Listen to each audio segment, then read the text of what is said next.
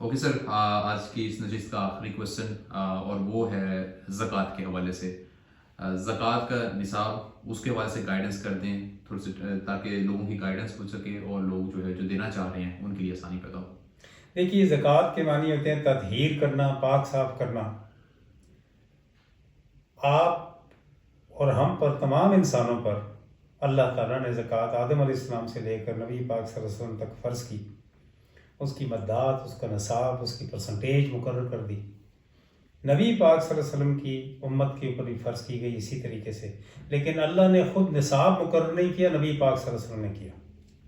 اب دیکھیں، زکوٰۃ کے نصاب کے بارے میں، سونا چاندی اور ہارڈ کرنسی کے بارے میں، یعنی جو آپ کے پاس پریزروڈ منی ہے، اس کے بارے میں بڑی عجیب و غریب قسم کی لوگوں نے یہ پھیلائی ہوئی ہے. دیکھیں، زکوٰۃ آپ کے غیر استعمال شدہ سونے کے اوپر جو 7.5 تولے ہو یا اس سے اوپر ہو، اس کے اوپر زکوٰۃ 2.5% اس کی جنس پہ کر لیں یا اس کی مالیت پہ کر لیں، آپ نے 2.5% اس کی زکوٰۃ دینی ہے.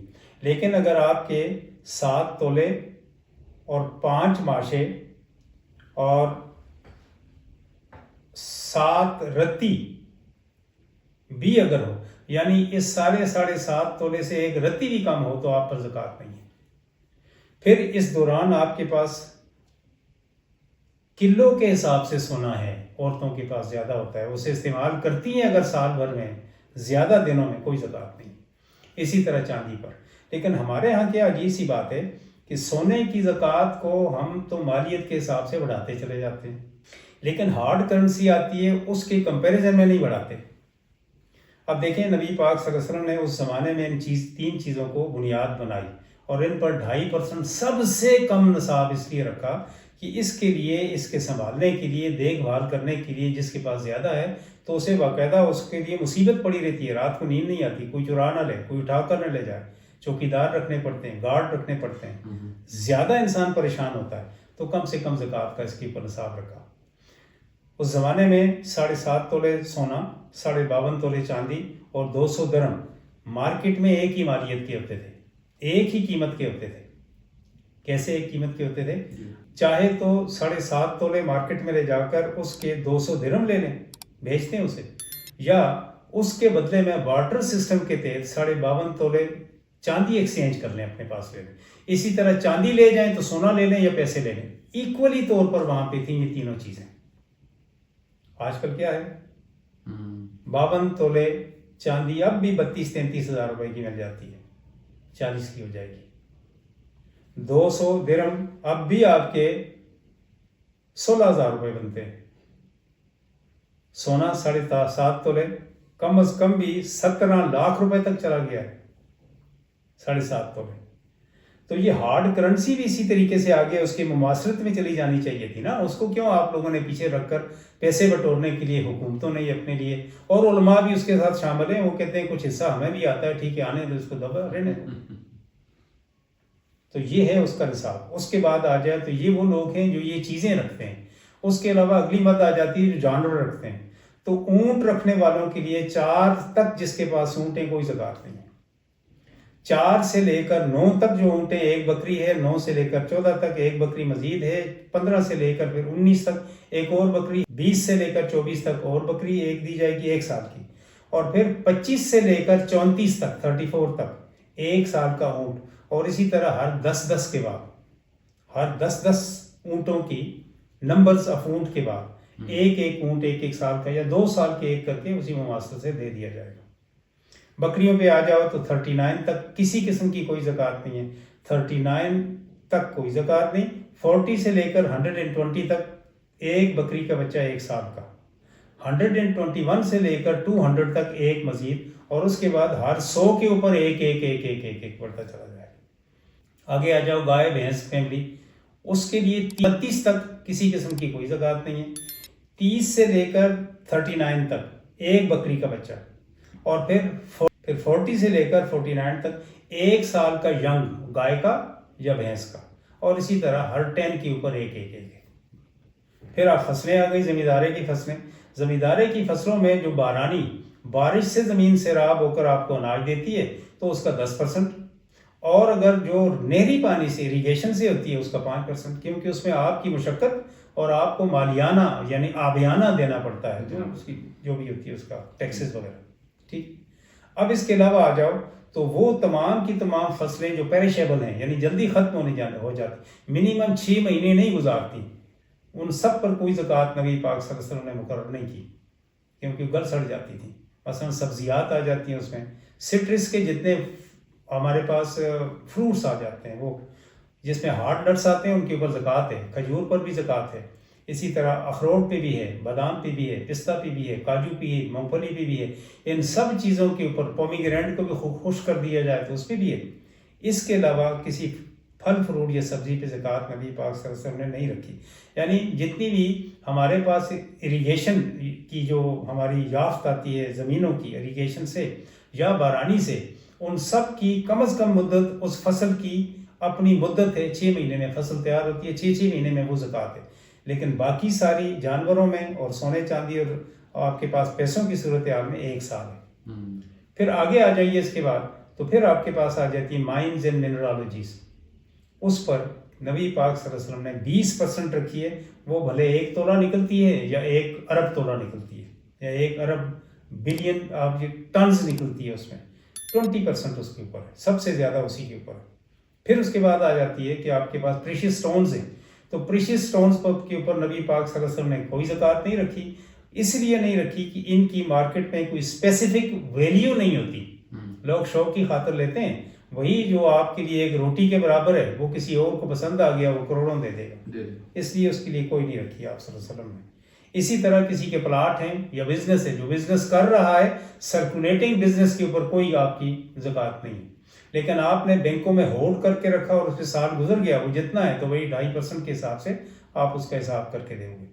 اگر آپ نے گھر بنا دیے ہیں 4 5 6 7 8 10 گھر اور کرائے پہ دے دیے ہیں آپ نے، تو وہ کرائے کے سارے پیسے آتے ہیں اور آپ اس کو خرچ کرتے رہتے ہیں، سال بھر اکٹھے نہیں ہوتے، کوئی زکوٰۃ نہیں ہے.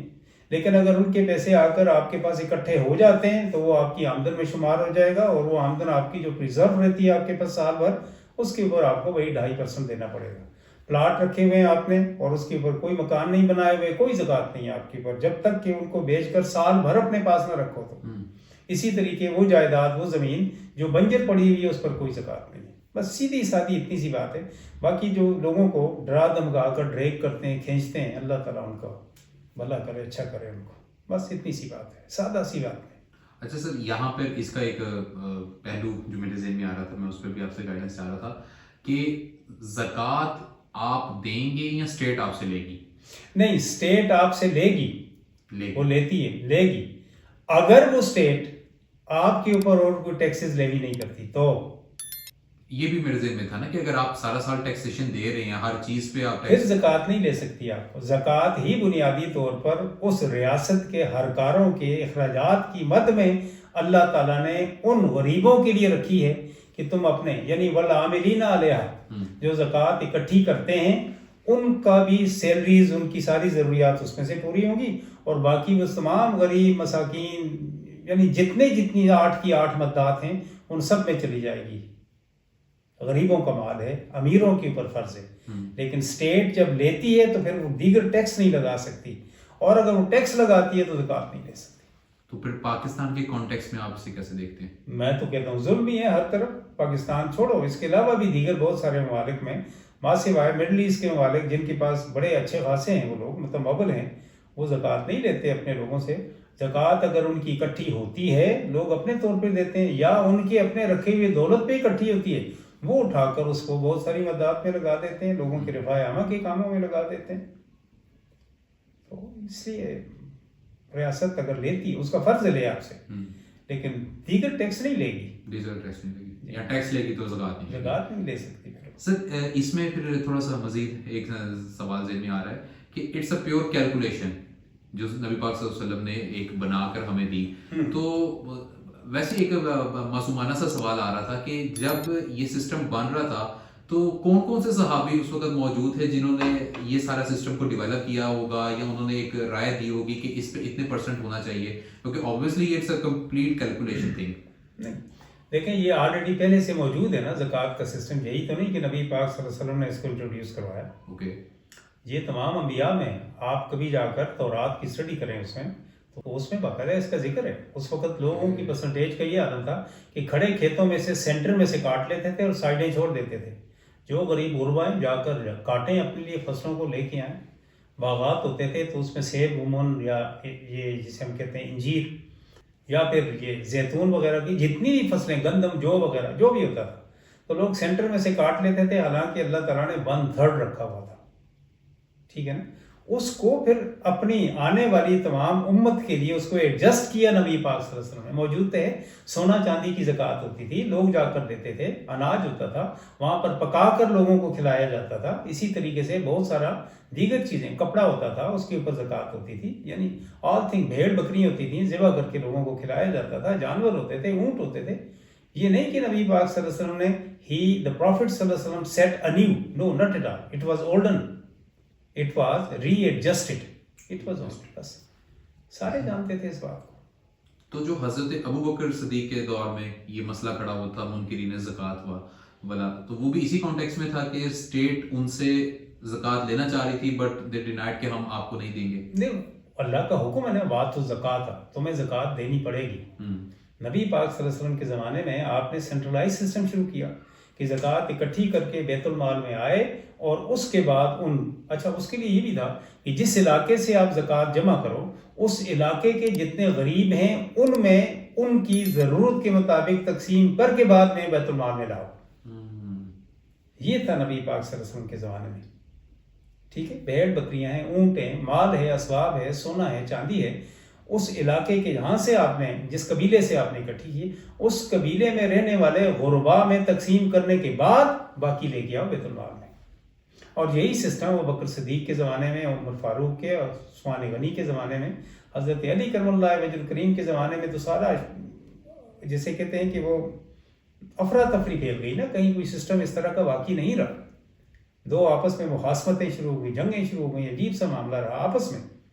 ورنہ تو اس وقت تک یہی تھا کہ ضلعی سطح تک, تحصیل سطح تک زکوٰۃ کلیکٹر ہوتے تھے. اس علاقے کے ضرورت مند لوگ آ جاتے تھے, جو ان کی لسٹیں مہیا کی جاتی تھی, باقاعدہ ان کا حساب رکھا جاتا تھا, آگے جا کر آڈٹ کے لیے پیش کیا جاتا تھا. تو اس کے لیے باقاعدہ طور پر وہ تھا. اور وہ لوگ وہاں پر پے کرنے کے بعد, ڈسٹریبیوٹ کرنے کے بعد پھر ضلع میں لے کے آتے تھے, پھر ضلع والے ڈویژن میں, ڈویژن والے صوبے میں, صوبے والے مرکز میں. یہ سسٹم تھا اس وقت. یہ نہیں کہ وہیں رکھا رہے گا. ٹھیک ہے, ٹھیک سر. اور اسی بنیاد پر وہ بکر صدیق نے, لوگوں نے کہا کہ یہ تو ٹیکس تھا نبی کا ہمارے اوپر, اب نبی نہیں ہے تو ہم یہ نہیں دیں گے. تو بکر صدیق نے کہا نہیں, یہ غریبوں کا مال ہے, نبی کا ٹیکس نہیں ہے, آپ کو دینا پڑے گا یہ ریاست کو. اسی طرح وصول کرے گی. پھر اسی طرح قبائل میں گئی, وصول کیا اور لے کے آئے.